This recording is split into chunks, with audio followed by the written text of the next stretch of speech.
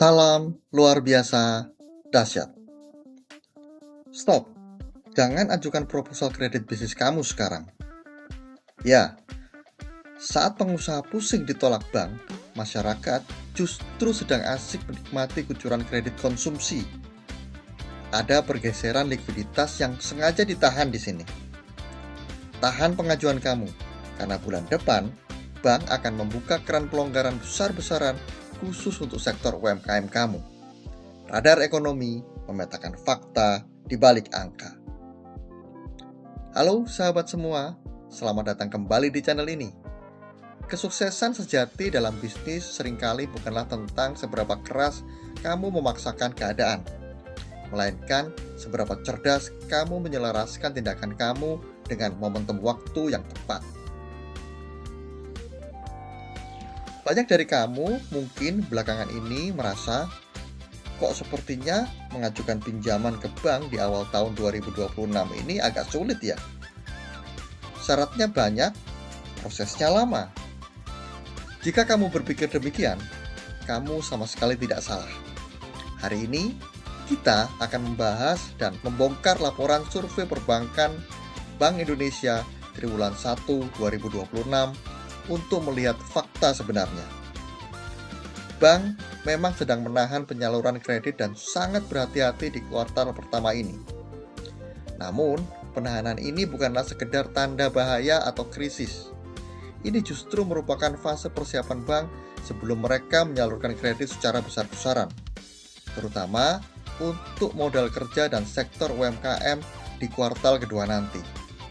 Pastikan kamu menonton dan menyimak video ini sampai dengan akhir agar kamu mendapatkan pemahaman yang mendalam layaknya seorang profesional. Mari kita mulai pembahasannya. Judul bahasan kita hari ini adalah Momentum Perbankan 2026, Laporan Survei Perbankan Bank Indonesia triwulan 1, Analisis penyaluran kredit, kebijakan standar, dan proyeksi strategis. Orang awam melihat judul ini akan merasa bahwa hanya urusan para bankir atau pembuat kebijakan. Namun, mari kita pandang dari sisi yang berbeda. Saat kamu tahu kapan bank berencana menyalurkan dana dan kapan mereka menahannya, kamu bisa memposisikan pengajuan kredit bisnis kamu tepat pada saat probabilitas persetujuannya paling tinggi. Kamu tidak sedang membaca laporan ekonomi. Kamu sedang membaca jadwal persetujuan modal bisnis kamu sendiri. Tapi, apa yang sebenarnya terjadi di balik angka-angka awal tahun ini yang membuat banyak pengusaha merasa pengajuan kreditnya dipersulit oleh pihak bank? Di sini, kita bisa melihat adanya penurunan saldo bersih tertimbang atau SBT untuk penyaluran kredit baru. Dari angka 88,92% pada kuartal 4 2025 turun menjadi 38,740% di kuartal pertama 2026. Di sisi lain, sikap bank menunjukkan bahwa standar diperketat dan mereka bersikap ekstra hati-hati.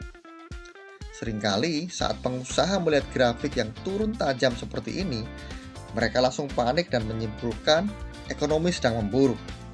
Padahal, penurunan ini adalah sesuatu yang sangat wajar karena mengikuti pola historis awal tahun.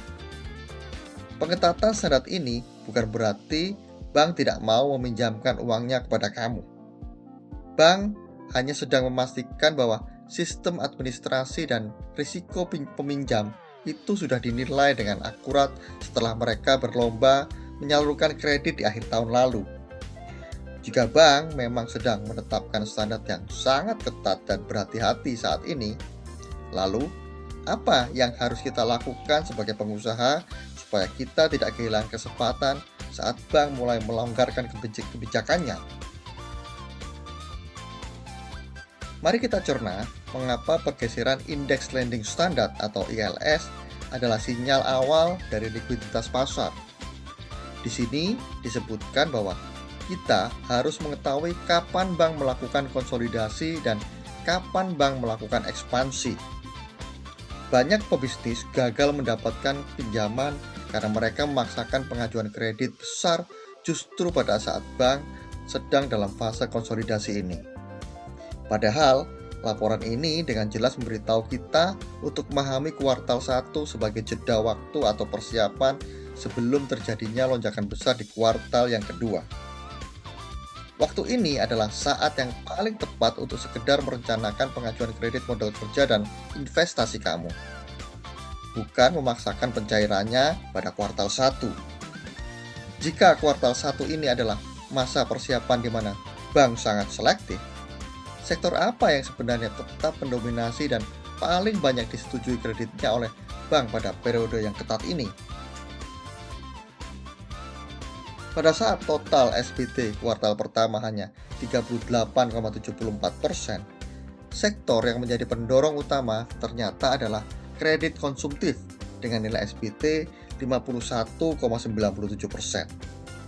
Jika kita lihat rinciannya, kredit multiguna memimpin di angka 51,90%, disusul kartu kredit 47,05% dan KPR atau KPA 42,33%. Sementara itu, kredit tanpa agunan berada di 37,23% dan kredit kendaraan bermotor di 13,38%. Coba perhatikan baik-baik. Ketika pengusaha merasa susah mencari modal usaha, masyarakat justru tetap bisa menggunakan kartu kredit dan mengambil fasilitas multiguna. Ini membuktikan bahwa likuiditas di pasar sebenarnya tetap ada. Hanya saja, bank lebih memilih menyalurkannya ke sektor individu yang risikonya sudah terukur lewat gaji tetap dan agunan rumah. Jika kredit untuk konsumsi individu yang justru mendominasi di awal tahun, lalu apa kabar dengan kredit bagi para pengusaha yang berniat melakukan investasi untuk mengembangkan bisnis mereka? Angka ILS kuartal pertama bernilai positif 0,15, di mana angka ini bergerak dari minus 2,59 pada kuartal sebelumnya. Angka positif berarti kebijakan menjadi lebih ketat. Sektor yang paling terdampak oleh kehati-hatian bank ini adalah kredit investasi. Bank secara spesifik memperketat dua hal, jangka waktu kredit dan persyaratan administrasi. Saat kamu mengetahui fakta ini, kamu bisa mengubah rasa frustasi menjadi evaluasi.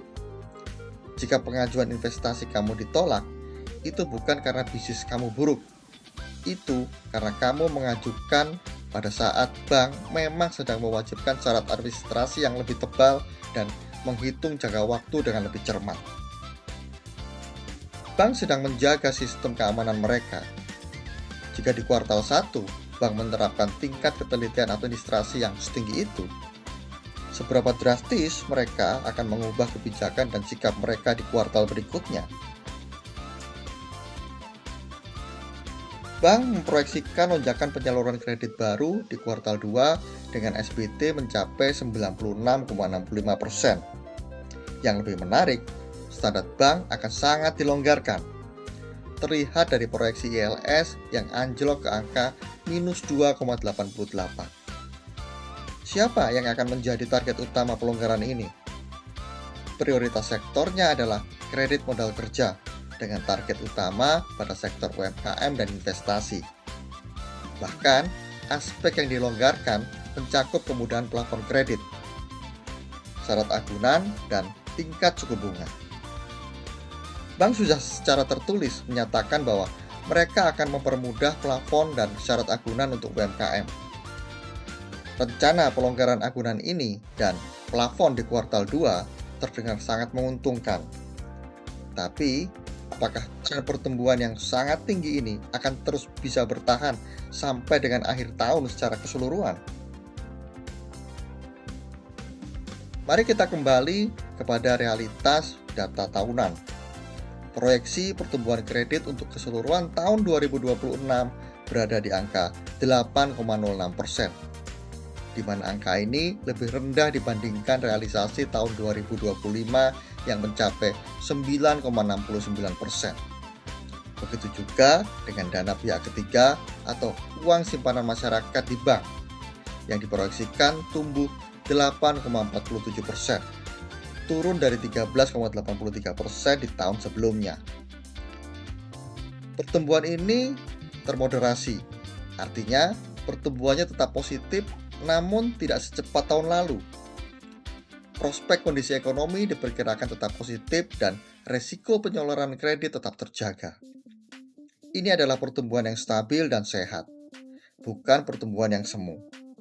Dengan semua data yang bergerak di kuartal 1 yang lambat, kuartal 2 yang agresif, hingga proyeksi akhir tahun yang moderat, bagaimana kita merangkum semua menjadi perbandingan yang tajam?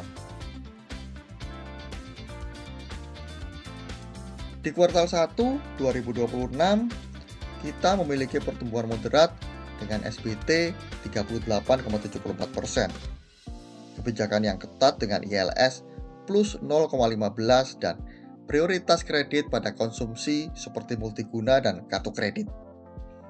Kemudian dibandingkan dengan kuartal 2 2026, pertumbuhan berekspansi tinggi dengan SBT 96,65%. Kebijakan yang agresif melonggarkan di angka ILS minus 2,88 dan prioritas berpindah sepenuhnya ke kredit modal kerja serta UMKM yang didukung pelonggaran suku bunga. Perbandingan ini menunjukkan bahwa sistem perbankan memiliki ritme yang pasti. Kesalahan terbesar para pengusaha adalah melawan ritme ini, bukan bergerak untuk mengikutinya. Ketika kamu bergerak selaras dengan pergeseran prioritas bank, persetujuan modal kerja kamu akan jauh lebih mudah diproses. Setelah kamu melihat perbandingan angka dan kebijakan yang sangat kontras ini, maka langkah nyata dan praktis apa yang harus segera kamu lakukan untuk segera dieksekusi? Terdapat 3 tindakan strategis yang mutlak perlu kamu lakukan. Pertama, siapkan ekspansi modal. Kamu harus memanfaatkan proyeksi pelonggaran plafon dan suku bunga di kuartal 2 nanti.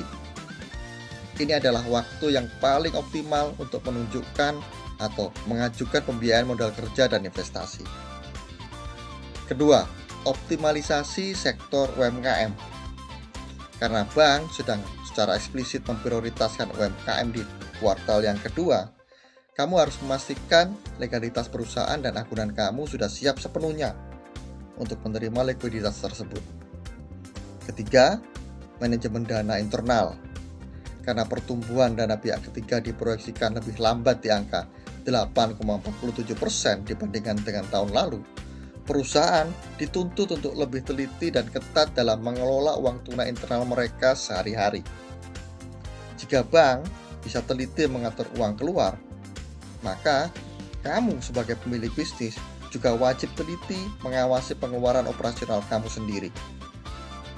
Pertanyaannya adalah, bagaimana kita bisa mengunci semua pemahaman dari strategi panjang dan detail ini ke dalam satu kalimat prinsip yang mudah kita ingat setiap hari? Konsolidasi di kuartal 1, ekspansi di kuartal 2. Kuartal pertama ditandai oleh pertumbuhan yang tertahan, siklus historis dan standar kehati-hatian perbankan, di mana kredit konsumsi menjadi penyumbang terbesar. Namun, prospek yang ada memicu bank untuk menyalurkan kredit secara masif di triwulan yang kedua, yang dipimpin oleh kelonggaran untuk sektor modal kerja dan UMKM. Secara keseluruhan, proyeksi akhir tahun menunjukkan pertumbuhan kredit tetap kokoh dan stabil di angka 8,06%. Memahami pola ini membebaskan kamu dari tebakan yang tidak pasti. Kamu kini tahu kapan harus merapikan dokumen dan kapan harus menaruh dokumen aplikasi kamu di meja manajer bank. Itulah pembahasan kita hari ini mengenai laporan survei perbankan Bank Indonesia triwulan 1 2026. Jika kamu merasa analisis kronologis ini dan ini memberikan nilai tambah bagi cara kamu untuk menyusun strategi keuangan bisnis, pastikan kamu menekan tombol like. Share video ini kepada rekan-rekan pengusaha atau tim keuangan kamu agar mereka juga bisa mempersiapkan agunan dan legalitas dari sekarang. Ingat, subscribe agar kamu tidak tertinggal analisis krusial lainnya dan tinggalkan komen di bawah mengenai sektor bisnis apa yang sedang kamu jalankan dan apakah kamu berencana mengajukan kredit di kuartal 2 2026. Sampai jumpa di video edukasi finansial saya berikutnya.